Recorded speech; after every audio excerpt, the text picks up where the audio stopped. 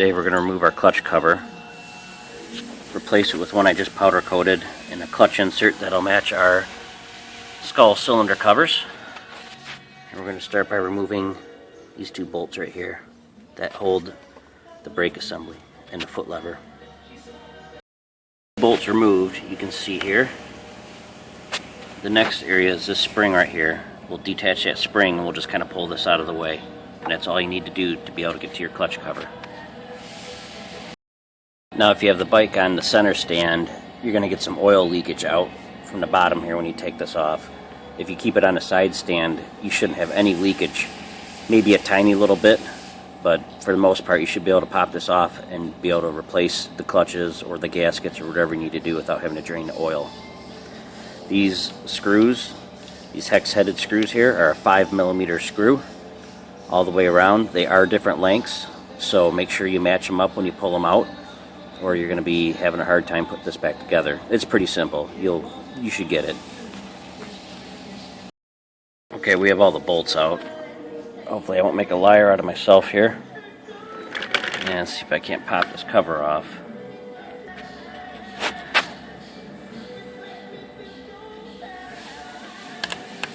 If you're careful, you can get this off and not have to replace the gasket if your gasket is fairly new.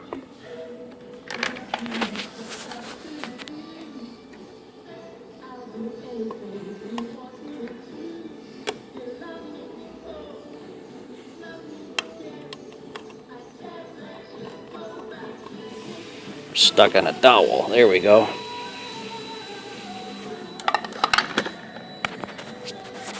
As you can see, no gasket is stuck on there.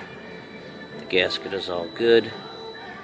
If you look at ours here, we have the double D clutch mod, and we removed one of the inner fibers, the small one, and replaced it with a full size. Way better setup if you're going to do anything like this. You end up taking these bolts off here and the assembly pops out. You can see some of those other videos. I don't have one for that, but you could check it out. But this is where we're at basically. We got a little bit of clutch material. I don't know how well you can see that there.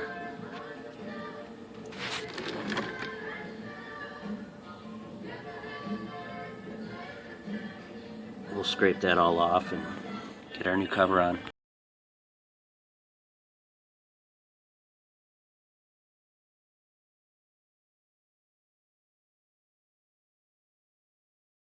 Here's our new cover ready to go. Where my finger's poking through is where the hole comes through. Alright, we're grabbing an old one here. You can see it's still got the clutch insert cover on there. If you flip it around, you got a screw right there with a rubber gasket. Over time, those things become really tight on there. They Loctite them also from the factory, so that may be another reason why they're really hard to get off. If you have an impact driver, that would be the tool to use for this. If not, just press down really hard on it, oil it up, press down really hard on it, and use a really good Phillips screwdriver. If not, if it does start to round out on the inside, where the Phillips screwdriver is, like a lot of these do, you're going to probably have to get some vice grips and hope that you can get it off. If you can't, you're going to have to drill it out. And if you're replacing a cover with one of our covers, no issues about getting the threaded part out of the other stock clutch insert. But if you do, and you're going to reuse your cover, well, you shouldn't be taking it off anyways if you're just replacing your clutches or this gasket. So the only way you're going to be replacing this is if you are going to replace it with one of our covers. So basically what you're going to have is when you're done, you're going to have these pieces here. There is a metal washer as well. I'm not sure where that, oh, here we go. This metal washer is what you're seeing on the inside. So you get an assembly that kind of looks like this. It's got the hole through there, the washer, and then the screw, which then in turn threads onto the cover like that, going through the hole here. The outside then you have a rubber O-ring gasket. We'll show you on our nice clutch cover. So here we are with the nice clutch cover. Like I said, you got the O-ring gasket here. It's a rubber seal. It's got 2 little detents inside there, and there's 2 little stanchions right here. Those obviously fit right in there. Kind of holds it in place and clocks it for you. Don't use any sealer. You don't need any sealer with this. Just like the factory, our clutch cover has the other stanchion detent there that's going to fit into this. So when you put that on, we have it all lined up right.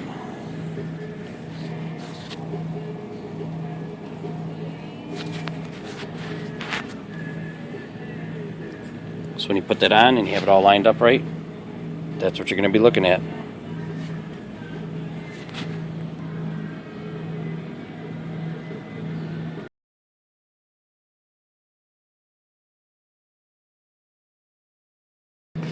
So now we got this back together. Can't do this one-handed here.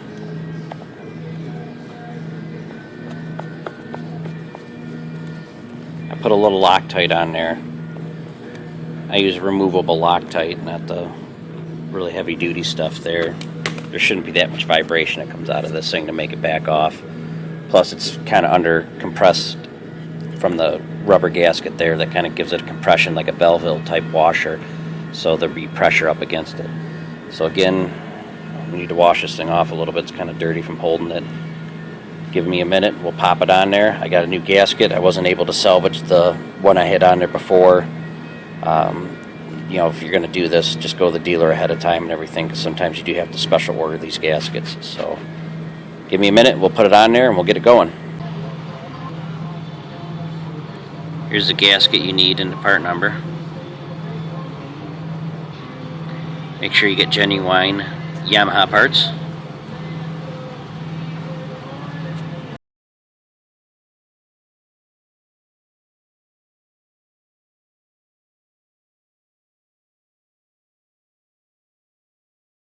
We're going to put the gasket on. Obviously there's only one way this gasket's going to go on. There's 2 dowel pins here. Slip that thing on there. Get a good seal.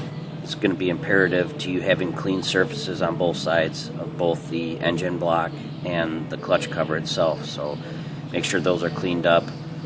Don't leave any remnants of the old gasket on there. Also make sure that you get a little oil residue down here sometimes from when you take the cover off. You know, make sure that that's all cleaned up and ready to go as well. So make sure there's no oil on it. I'd use a little acetone to wipe everything all down. Leave no traces of anything on there that would interfere with the gasket sealing properly, and you'll have a good sealed, leak-proof surface there.